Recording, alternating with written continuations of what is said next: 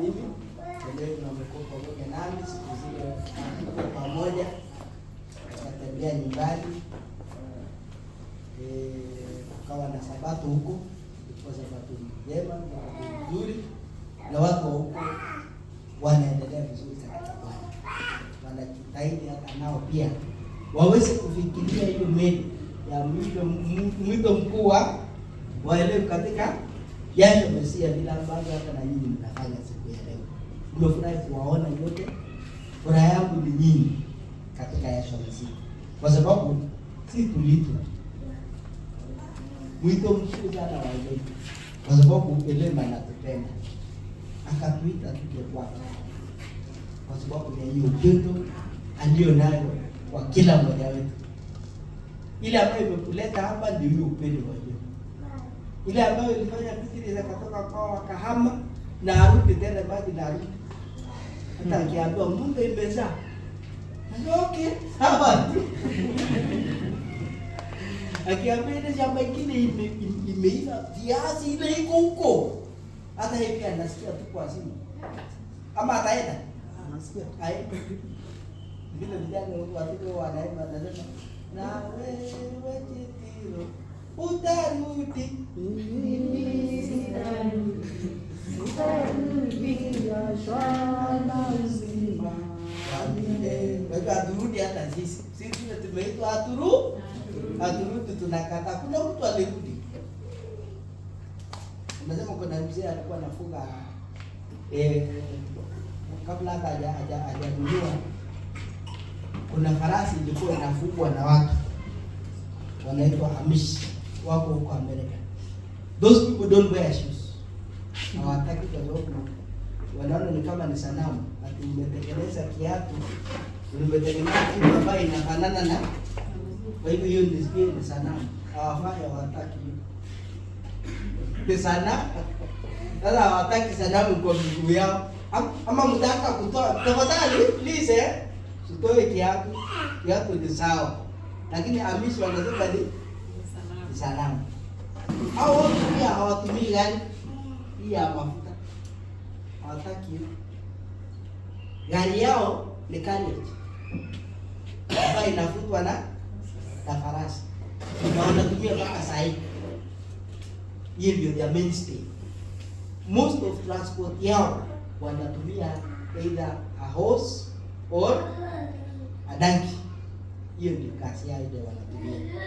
Sasa mzee mmoja akienda kununua farasi, anasema akafika kama farasi karibu wote wameenda. Kwa hiyo stone anasema farasi wale karibu wawe wanaletwa kwa hiyo stone, na hiyo market day ndio moja tu. Afterwards wale ambao hawakununuliwa wanaenda wanapigwa risasi. Sasa huyu mzee anasema alikuwa karibu waambishi kwa wale ambao walienda kununua hizo farasi. Kufika kwa store katikati ameenda somo akakutana na farasi ambaye hata astuki. Anataka anakaa huko sawa. Hajui atapigwa risasi kama ikifika saa ngapi? Sasa ikifika jioni. Akamwangalia, anasema huwa astuki.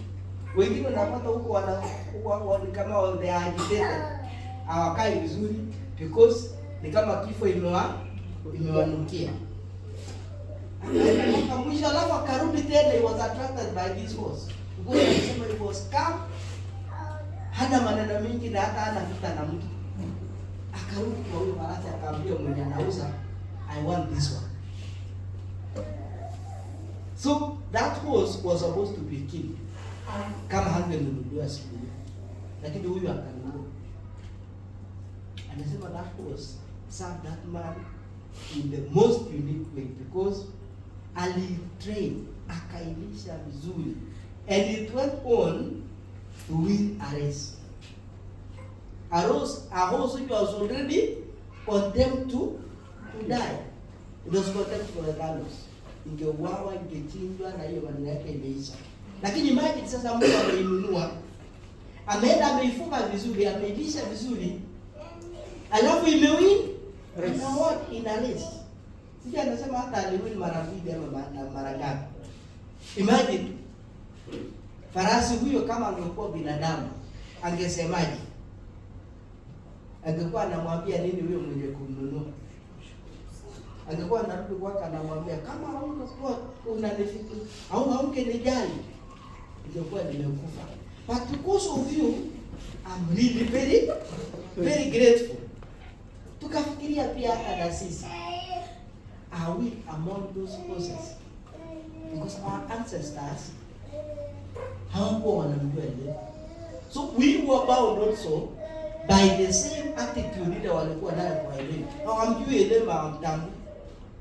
Lakini sasa suddenly unashtukia wewe umeitwa katika nyumba ya Bwana na wewe ni mwenyeji pamoja na watu wa Bwana.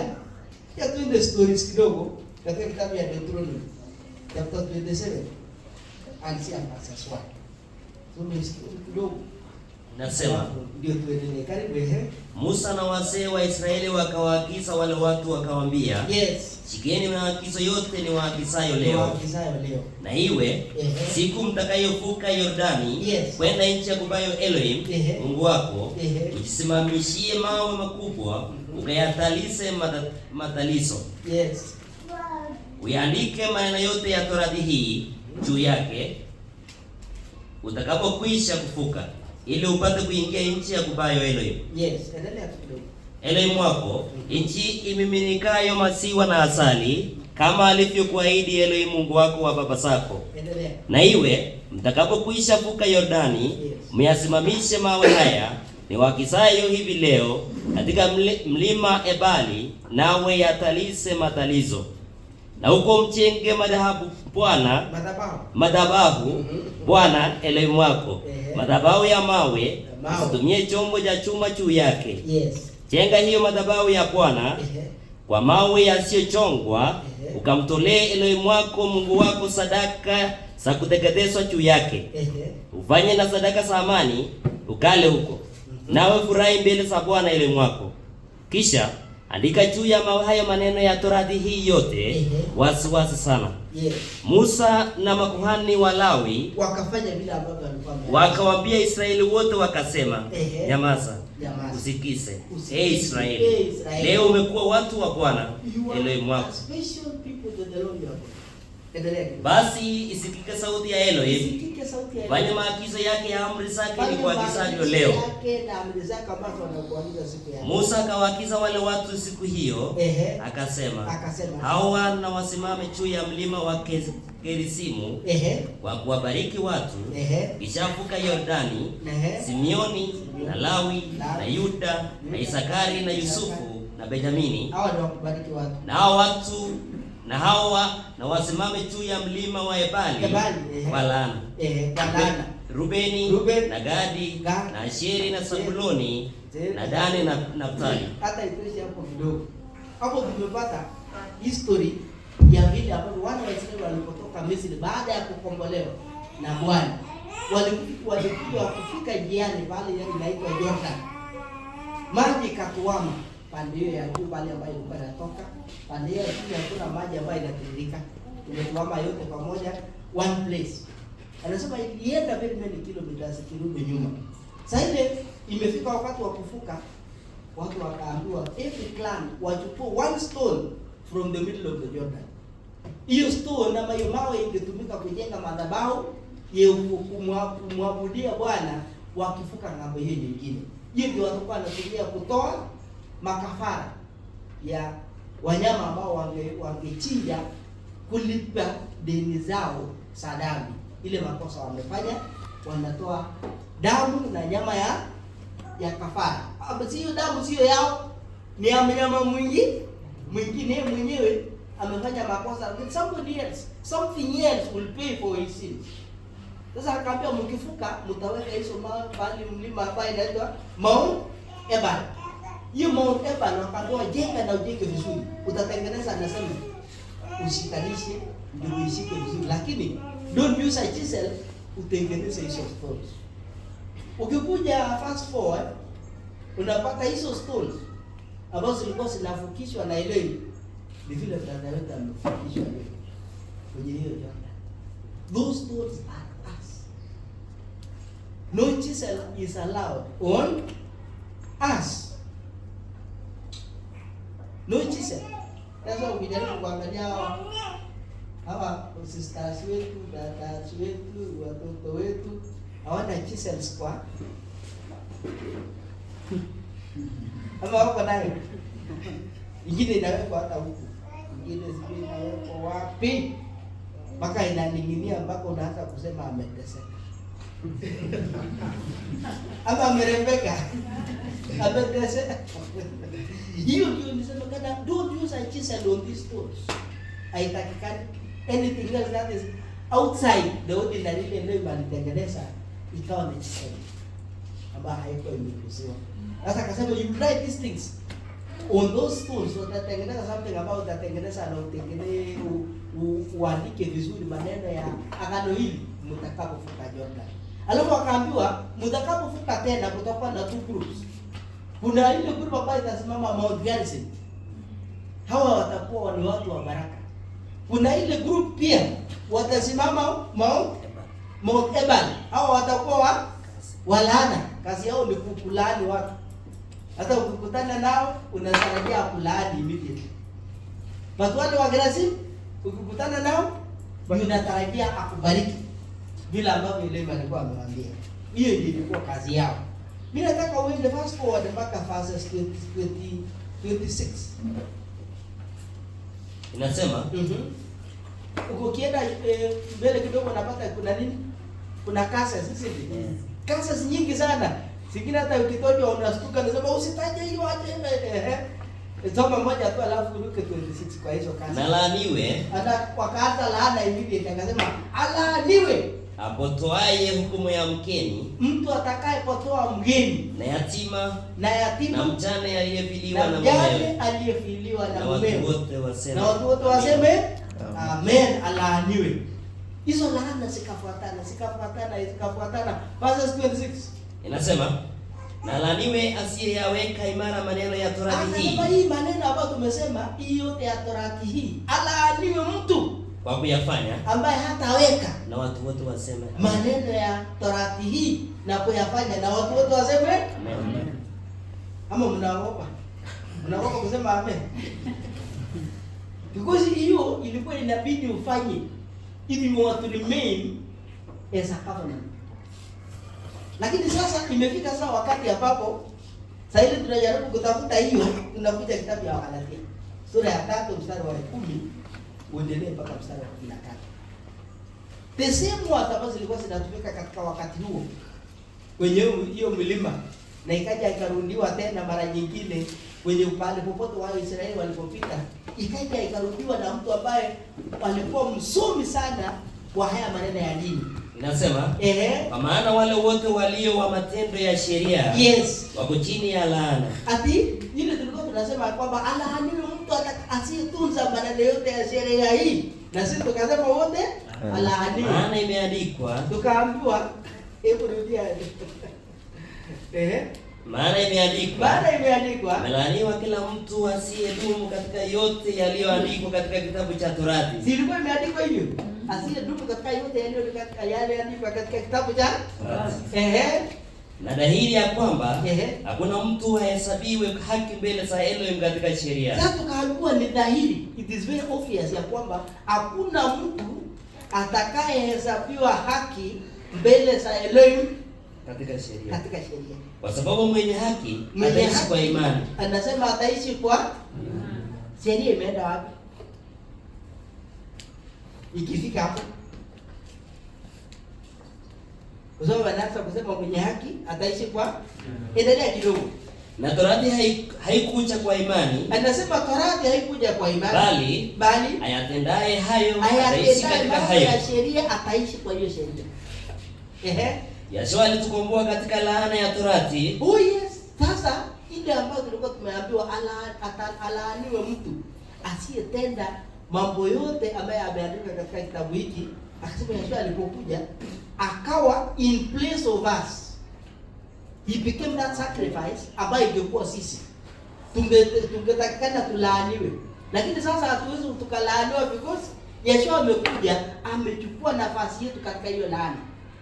Kwa kuwa alifanya laana kwa ajili yetu. Alifanya laana kwa ajili yetu. Maana imeandikwa. Kwa sababu imeandikwa. Amelaaniwa kila mtu. Amelaaniwa kila mtu angikwaye juu ya mti. Akaangikwa juu ya ile mti.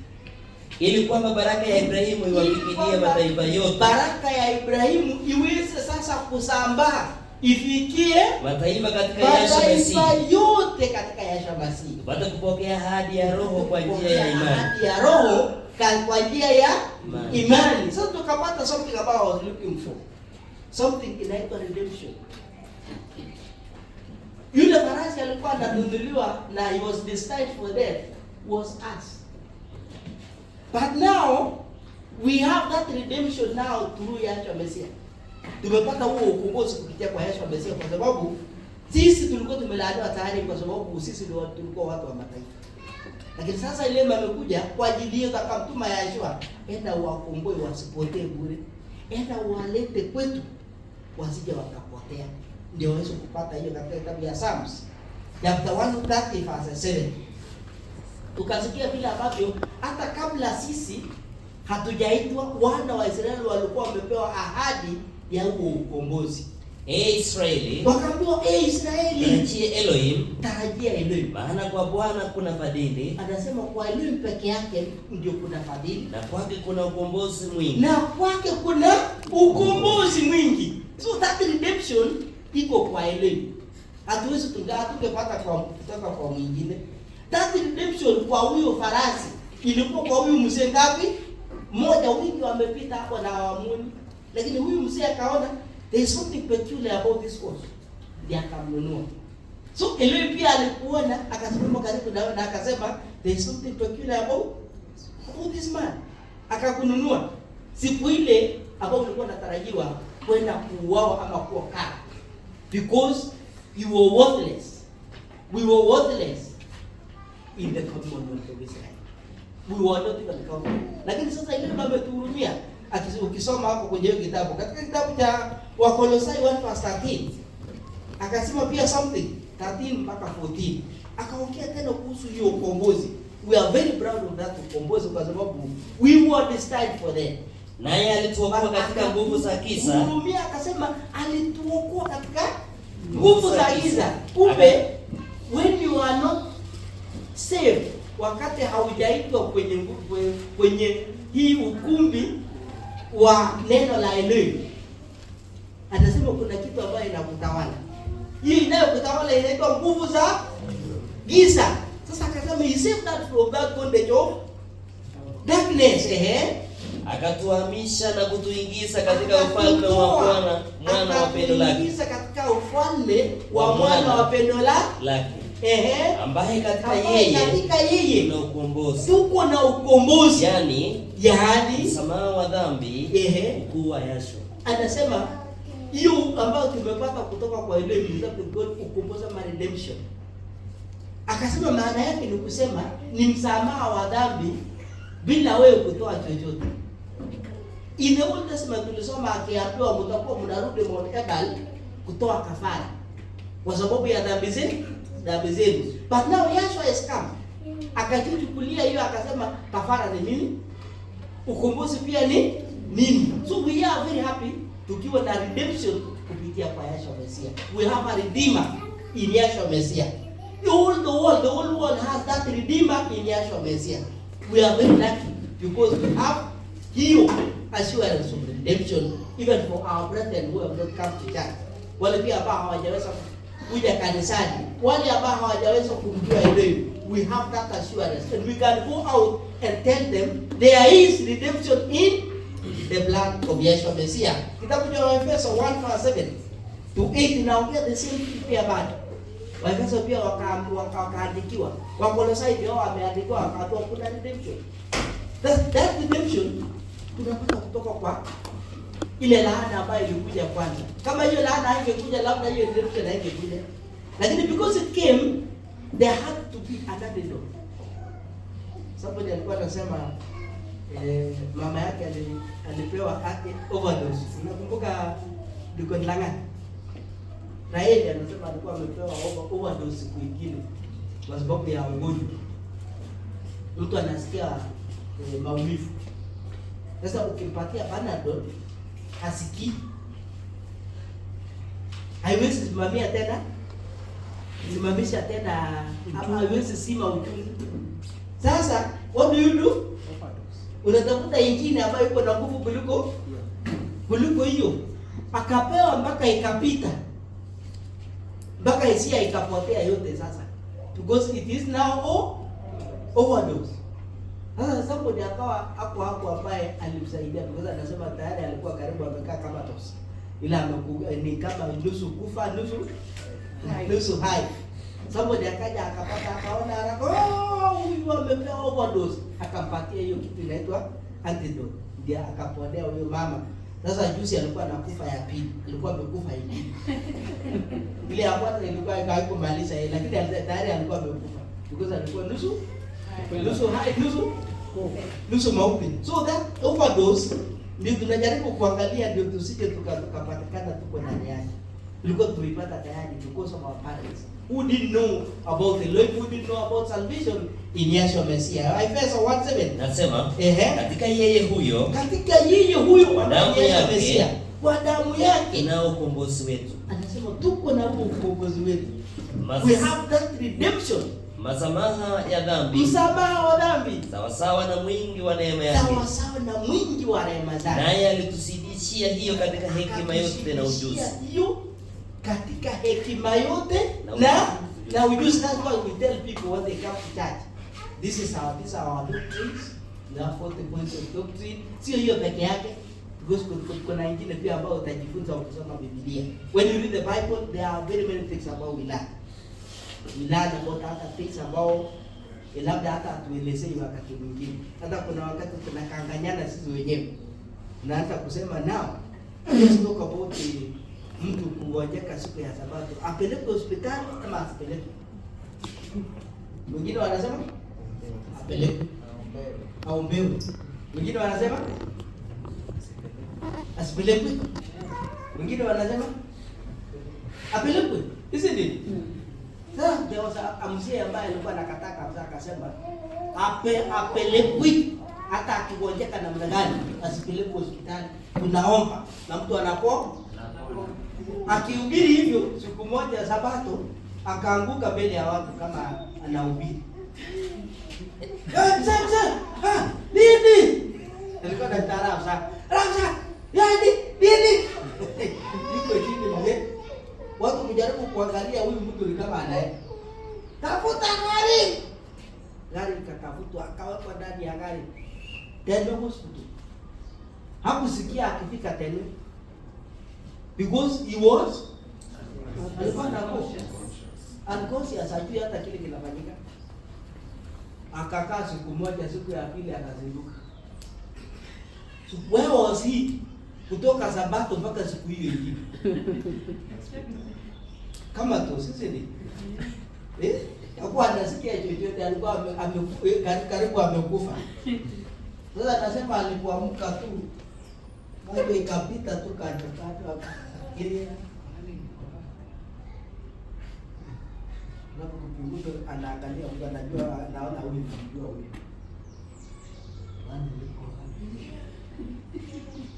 ilikuja lini. Akaamua, unajua leo ni Sunday, ulianguka jana ukiwa unafundisha kanisani, tukakuleta hapa kanisani. Leo tunataka hospitali. Sasa uko hospitali gani? Tena hospital unatumia baiskeli kutoka Chebunyo ama unatumia bodaboda? Gari. Lazima ikuwe gari hizi ndio uweze kulala kama umekufa, ufikishwe hospitali kama waone daktari kama bado uko hai.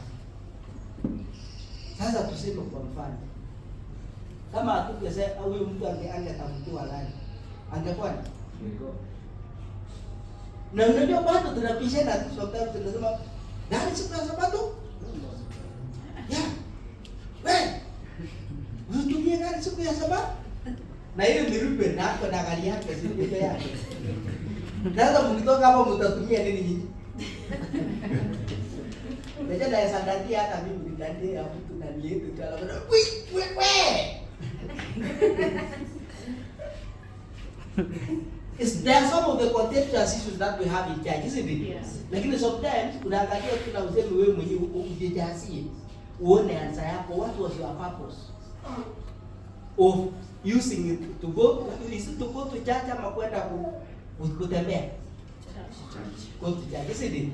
What was the purpose of offerings during the Sabbath?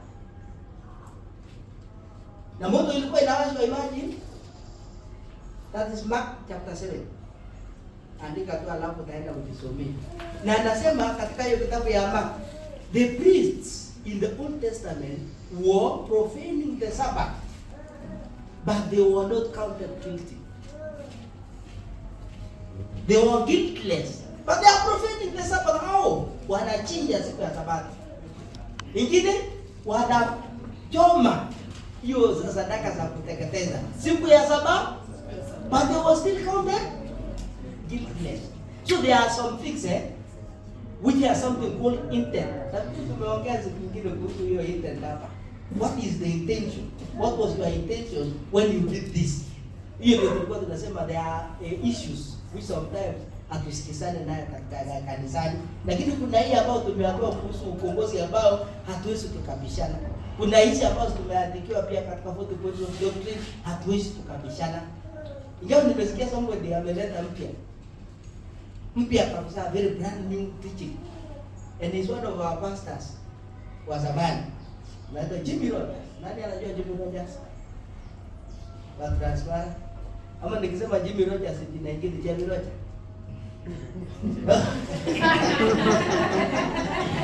The name is Jimmy Rogers, but we should call it Jimmy Rogers. You don't know about Jimmy Rogers, but the name is Jimmy Rogers, isn't it? So now he's talking about the not taking the Sabbath. It's not Nelson. Lakini it's one of our senior members, senior pastors who say kabisa wa zamani wa kanisa. But now is teaching something different. Hiyo kukula Pasaka hakuna haja, imepitwa na wakati. I think we should call him one day. Na tusimsumbue, isn't it? Akuje tu na hiyo because hao wote ni wasomi. Nani hajafika class 3? Hapa. Kama umepita class 3 wewe ni msomi. Yeah. So all of us are talented academicians, isn't it? So we'll call him one day. Hatutamsumbua, tunamwambia lete all the books that you have. Sponsorship, tunakupatia nauli. Hata hatutakusumbua. Sio lazima tukupeleke kwa mtu, tunakukodishia hapa ndani. Somewhere hapa ndani. Na kule free, hata awekewe ingine ile ya siku ya Sabato, because ndio tulipata mwingine pia ambaye aamini thermos is not cooking food during the Sabbath. He go back and tell you sometimes. Anakata no, thermos. Why? It is cooking. So don't use it.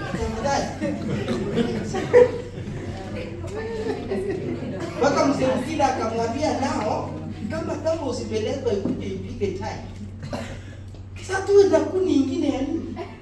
Weka ndani maziwa na maji na sukari na ive. Kesho amka asubuhi chai ime. What will happen? Itakuwa imeiva. Utaangalia mpaka unasema hii thermos imeharibika. Isn't it? Because inafanya nini? Haijaleta ile ambayo ulikuwa unatarajia uione. Kwa sababu tulisoma wa Efeso 1:7. Nafikiri tumesoma hiyo. We talk about that redemption. Iliachwa Mesia. In Luke chapter 2:38. There was a man who knew about that redemption also. Akaongea kuhusu hiyo redemption and it had not yet come. Haikuwa imefika, but he talked about that redemption. Akasema nini? Huyu alitokea saa ile ile. Huyu mama anaitwa Anne. And she was a prophetess. Akamshukuru Elohim. Alitokea saa ile ile na akamshukuru Elohim. Na watu waliokuwa wakitarajia ukombozi katika Yerusalemu. Wanatarajia ukombozi katika Yerusalemu. Akawatolea habari zake. Akawatolea habari za Yahshua Mesia.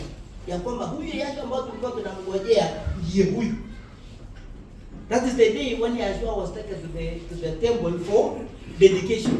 So huyo akamtambulisha Yahshua kwa Wayahudi, akamwambia Redemption ile tulikuwa tunangojea inatoka peke yake kwa huyu mtoto ambaye tumemwona akiletwa leo kanisani. Zaburi inasema nini kuhusu hiyo 107 verse 2 to 3? Does it talk about the same salvation? Psalms tena chapter 111 verse 6, na tutasoma hiyo tutaruka. Isaiah chapter 44, ama nimekimbia. Psalms ni 107 verses 2 to 3. Psalms hiyo ingine ni 111 verses 8. The next one is Isaiah 44 verses 21 to 23. Nataka tukae kama wasomi kabisa. Andika kabisa, andika alafu uende uchambue. Because siku nyingine sitaki kuwastua tena. Ndio maana nyingine nastua watu. Ndugu alionyeshwa watu wanaandika kabisa. And they were very serious. Wanaandika kabisa. Akaulizwa, unaona wanaandika nini? Hata yeye akashangaa kabisa, akasema they are very serious. Wanaandika kabisa. So you wanted to know wanaandika nini? Kabisa. Wanaandika ile ambayo inaongelewa kanisani. But they don't go and read. Mwisho ni kuandika hapo alafu anafunga na next saba. Alafu taking notes very seriously. Accurate hapo na kapwa. Unaona? Ukasema si kapwa hapa. They just take it as a first time. So I want you to go and read it. Lamentations nyingine naomba tusome hiyo chapter 3 verse 55. Kuhusu hiyo redemption, hiyo ukombozi ambao tunapata kupitia kwa Yesu Masiya. And was waiting for it. The Israelites were waiting for it and they are still waiting for it up to now. But uzuri ni kwamba hata sisi tumejaliwa tukajua ya kwamba that redeemer came. Na huyo redeemer ni Yesu Masiya. Lamentations 3 verse 55. Inasema, na nilitia jina lako Bwana kutoka lile shimo liendalo chini kabisa. Lile shimo liendalo chini kabisa. Ukaisikia sauti yangu. Usifiche sikio lako. Ili usisikie pumzi yangu. Hata nikitoa pumzi. Kwa kilio changu. Ulinikaribia siku ile. Nilipokulilia. Ukasema. Usiogope. Bwana, umenitetea mateto ya nafsi yangu. Yale mateto yale niliteta yote. Umeukomboa uhai wangu. So you redeemed my life. Umekuona kudhulumiwa kwangu. Bwana. Unajua kuna wakati ambao kuna pale ambapo anasema unasikia hata nikiteta hata bila nikitoa pumzi. Kuna wakati kitu inakusumbua kabisa katika mawazo. Na badala ya kuomba ama kutamka maneno, what comes? Ni pumzi tu. Anasema ile bila tebaka anasikia hiyo. Ile hujatoa neno, umetoa tu pumzi, lakini ile lugha ameinterpret. Na akatuma malaika asema saidia huyu anakufa. Saidia hiyo ndio wetu. Asiku sasa anasikia kabisa he's our redeemer and he loves us very much. Katika kitabu ya Tito 2:11 mpaka 14. Inasema unaongea kuhusu that same thing. I wanted us to talk about that today. That redemption ya kwamba Elohim is there for us. Even Elohim is there for us. Who can be against us? Because he loves us very much. He has redeemed us from being the scum of the earth.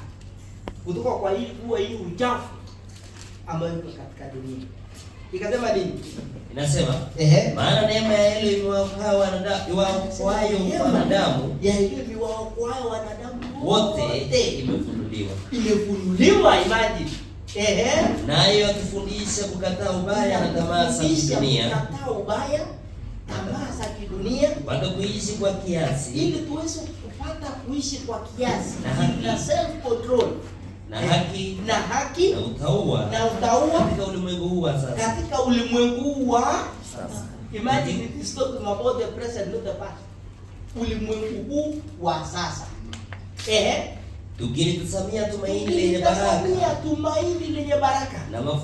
Na mafunuo ya utukufu ya Yesu Masihi. Na mafunuo ya ufunuo wa Yesu Masihi. Elohim mkuu na mwokozi wetu. Na tena ni mwokozi wetu Yesu Masihi, ambaye alijitoa nafsi yake kwa ajili yetu. Alijitoa kabisa, imagine, nafsi yake kwa ajili yetu. Ili atukomboe na maasi yote. Atukomboe, that redemption. Ili so that he would redeem us na maasi yote. Na kujisafisha watu wao miliki yake mwenyewe. Anasema na kujisafisha watu wa miliki yake mwenyewe. Wale walio na juhudi katika matendo mema. He is recruiting people into his kingdom. When one is baptized, amekuwa recruited. Anasema anajisafishia watu wake mwenyewe wa miliki yake mwenyewe. I think we are very lucky ya kwamba when that recruitment is coming, today there was registration. Ukiingia hapa so kulikuwa na registration ya watu kufanya nini? Kupiga kura. Kupiga nani kura? Simon Mbugua. Amejaribu sana. Yeshua is also registering people. Now imagine, Yeshua is here, Simon is there. Who had more people? Simon. Will Simon remain forever? How many years will he be in that kitty? 10. Maybe 5 or 10, isn't it? Lakini now, how many people wangetaka kukaa kwa hii ambayo ni ya uzima wa milele? Haishi. Very few. It is you, because you understand and you know. I wish to pia wangejua ya kwamba tukate kura, lakini tukate pia ya hiyo uzima wa milele. Kwa milele. People don't understand that one. We wish they could understand. Katika kitabu ya mwisho zingine mtajisomea ya Wafilipi sura ya 4 mstari wa 19 mpaka 20. Nyingine ile inaongezea ni Petro wa kwanza chapter 1 verses 18 to 19, na Waebrania 9 verses 15.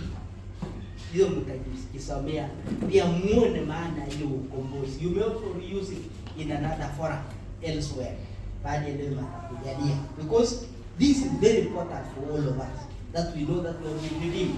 Tumenunuliwa kwa damu iliyo ya dhamana kuu zaidi ambayo hatungeweza kupata kwingine. It is only through Yeshua Messiah that blood had to come for us. Tupate hiyo ukombozi na msamaha wa dhambi ambayo ni ya milele. Ukombozi wa milele ambayo hatutanyang'anya tena. Kitabu ya Filipi 4 verse 19 mpaka 20. Inasema, na Elohim wangu atawajaza kila mnachokihitaji. Atawajaza. Unajua that's very important now. Anasema with that redemption, ukiwa nayo Elohim atakujaza anything else that you want. Kwa kadiri ya utajiri wake. Kwa kadiri ya utajiri wake. Katika utukufu. Ndani ya Yeshua Masihi. Ndani ya Yeshua Masihi. Sasa atukuzwe Elohim. Atukuzwe Elohim. Baba yetu. Baba yetu. Milele na milele. Milele na milele. Amina. Amina. Bwana wabariki sana. Na hapa nikomea hapo. Sabato ijayo ile akinijalia nitakuwa na ngojea harusi. Ile akinijalia nitakuwa na ngojea huko.